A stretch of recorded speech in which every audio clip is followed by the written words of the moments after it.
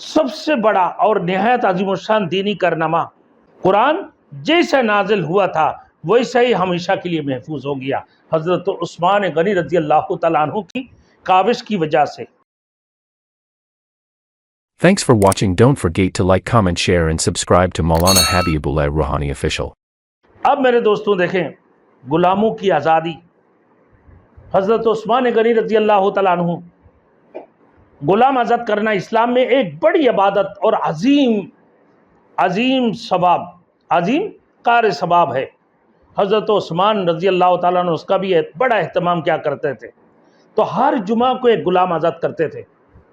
کسی جمعہ کو اگر چھوٹ جاتے تھے، حضرت عثمان غنی رضی اللہ تعالیٰ عنہ دوسری جمعہ کو 2 غلام آزاد کیا کرتے تھے۔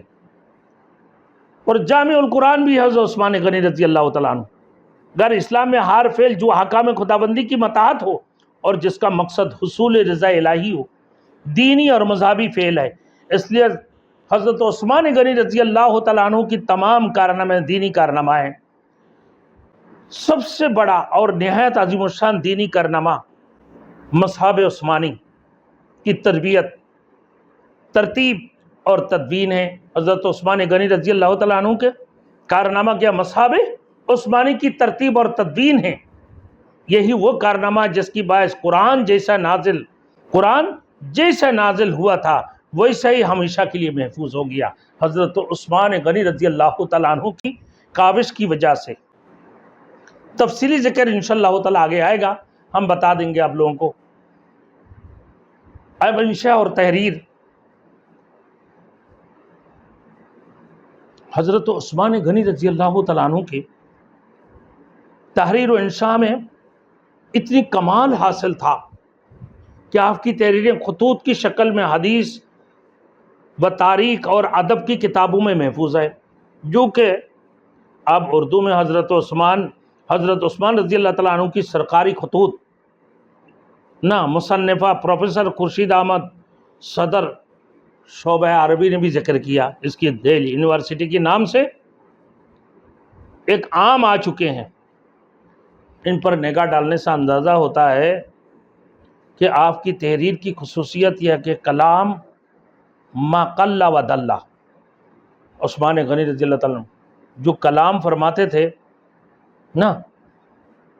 وہ ایسے فرماتے تھے کہ وہ بات بھی ہوتے تھے، پھر دلیل بھی ہوتے تھے، اور فصاحت و بلاغات کے ساتھ، اور اس قسم کے انداز تھے حضرت عثمان غنی، فصاحت و بلاغت کے ساتھ بات کرنا، پھر فصیح انداز سے اس کی تحریر کرنا، اور پھر جان اور نہایت مؤثر اور دل نشین ہوتے تھے ان کی ہر تحریر اور ان کی ہر باتیں۔ عثمان غنی رضی اللہ تعالیٰ عنہ کی کچھ اقوال، سب سے پہلے کہ غم دنیا ایک تاریکی ہے اور غم آخرت ایک نور ہے۔ غم دنیا ایک تاریکی ہے اور غم آخرت دل میں ایک نور ہے۔ تارک دنیا خدا کا، تارک گناہ فرشتوں کا، اور تارک تمام مسلمانوں کا محبوب ہوتا ہے۔ یہ حضرت عثمان غنی کے اقوال۔ 4 چیزیں بیکار ہے، وہ علم جو بے عمل ہو، وہ مال جو نہ خرچ کیا جائے،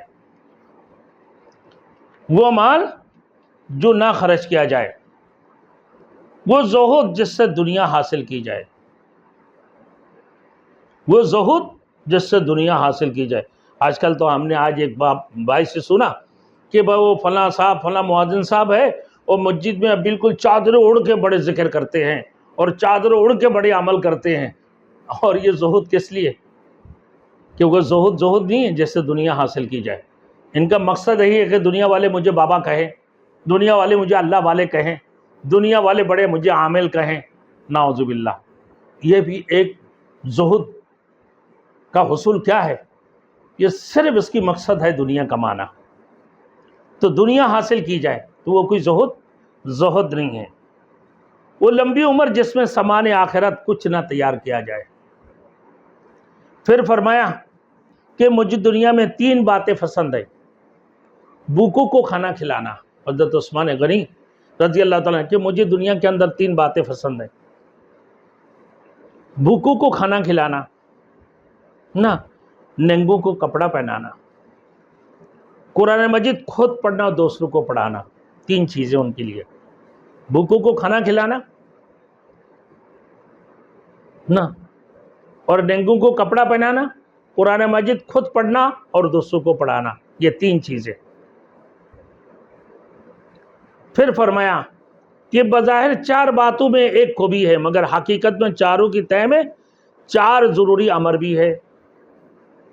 کہ بظاہر 4 باتوں میں ایک خوبی ہے، 4 باتوں میں ایک خوبی ہے، مگر حقیقت میں چاروں کی تہ میں 4 ضروری امر ہے، 4 ضروری حکم ہیں. نیکاروں سے ملنا ایک خوبی ہے، نیکاروں سے ملنا ایک خوبی ہے، مگر ان کا اتباع کرنا ایک ضروری امر ہے. نیکاروں سے ملنا ایک خوبی ہے نا، نیکار لوگوں سے ملنا، مگر پھر فرمایا مگر ان کا اتباع کرنا ایک ضروری امر ہے. اب نیکاروں سے ملنا ایک خوبی ہے، مگر اتباع کرنا ان کا ایک ضروری امر ہے. تلاوت قرآن مجید ایک خوبی ہے، مگر اس کی عمل کرنا ایک ضروری عمل ہے، ضروری امر ہے. پھر فرمایا مریض کی عیادت ایک خوبی ہے، مگر اس کی وصیت مکمل کرانا ایک ضروری امر ہے. یہ بات آگے. 14 زیارت قبور ایک خوبی ہے، مگر وہاں کی تیاری کرنا ایک ضروری امر ہے. یہ بظاہر 4 باتوں میں سے ایک خوبی ہے، 4 باتوں میں سے ایک خوبی ہے، مگر حقیقت میں چاروں کی تہ میں 4 ضروری امر ہے. یہی چیزیں بتایا. نیکاروں سے ملنا ایک خوبی ہے نا، لیکن ان نیکاروں کے اتباع کرنا ایک ضروری امر ہے. اسی طریقے سے تلاوت قرآن مجید تو ایک خوبی ہے، مگر اس کے اوپر عمل کرنا بھی ایک ضروری امر ہے. مریض کی عیادت کرنا، مگر اس نے جو وصیت کرنا اس کے اوپر عمل کرنا بھی ایک ضروری امر ہے. زیارت قبور، قبر کی زیارت کرنا تو ایک خوبی ہے، مگر اسی قبر کی تیاری کرنا ایک ضروری امر ہے. اسی طریقے سے مجھے 4 باتوں میں سے عبادت الہی کا مزہ آتا ہے. 4 باتوں میں سے یہ اقوال عثمان غنی رضی اللہ تعالیٰ عنہ ہیں کہ فرائض کی ادائیگی میں الہی کا، کہ مجھے 4 باتوں میں عبادت الہی کا مزہ آتا ہے. فرائض کی ادائیگی میں، حرام اشیاء سے فرض کرنے میں، فرض کے ادائیگی میں اور حرام اشیاء سے فرض کرنے میں، امید اجر پر نیک کام کرنے میں. 3. اس کی بعد فرمایا خوف خدا سے برائیوں، خوف خدا سے برائیوں سے بچنے میں. خوف خدا، اللہ کے خوف سے برائی سے بچنا. پھر حرام اشیاء سے بچنا، فرض کرنا، اور اللہ کی نیک نہ اجر کی امید سے نیک کام کرنا. یہ 4 چیزیں ہمیں پسند ہیں. فرائض کی ادائیگی میں، حرام اشیاء سے فرض کرنے میں، امید اجر پر نیک کام کرنے میں، اور خوف خدا سے برائی سے بچنے میں. پھر فرمایا متقی کی 5 علامات ہے. حضرت عثمان غنی رضی اللہ تعالیٰ عنہ فرماتے ہیں ایسے شخص کی صحبت میں رہنا جس سے دین کی اصلاح ہو، ایسے شخص کی صحبت میں رہنا جس سے دین کی اصلاح ہو. شرمگاہ زبان کو قابو میں رکھنا، مسرت دنیا کو وبال خیال کرنا، مسرت دنیا کو وبال خیال کرنا.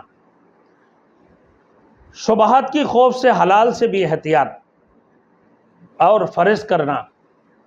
5واں نمبر میں اپنے بازو میں یقین، اپنے بارے میں یقین ہوتا ہے کہ بس ایک ہی، کہ میں ایک ہی ہلاکت میں پڑا ہوا ہوں. اپنے بارے میں یقین ہونا کہ بس ایک میں ہی ہلاکت میں پڑا ہوا ہوں. اپنے آپ کو بڑے اللہ والا نہیں سمجھنا. میرے دوستی حضرت عثمان غنی رضی اللہ تعالیٰ عنہ کے اقوال ہے کہ ایسے شخص کی صحبت میں رہو جس سے تمہیں اصلاح ہو جائے. اپنے شرمگاہ اور اپنے زبان کو قابو میں رکھو. نماز نہیں پڑھا تم نے، روزہ نہیں رکھا، نہ بڑی عبادت نہیں کی، مگر اپنا شرمگاہ اور زبان کو تم نے حفاظت کی. تو یہ بہت بڑی بات ہے. اور دنیا کی مسرت، دنیا کی خوشی کو تو وبال خیال کرنا. یہ 3 نمبر. چوتھے نمبر میں کسی بھی شبہات کی خوف سے میرے دوستوں حلال سے بھی احتیاط اور فرض کرنا. اپنے بارے میں یقین ہونا کہ بس ایک ہی میں ہلاکت میں ہوں.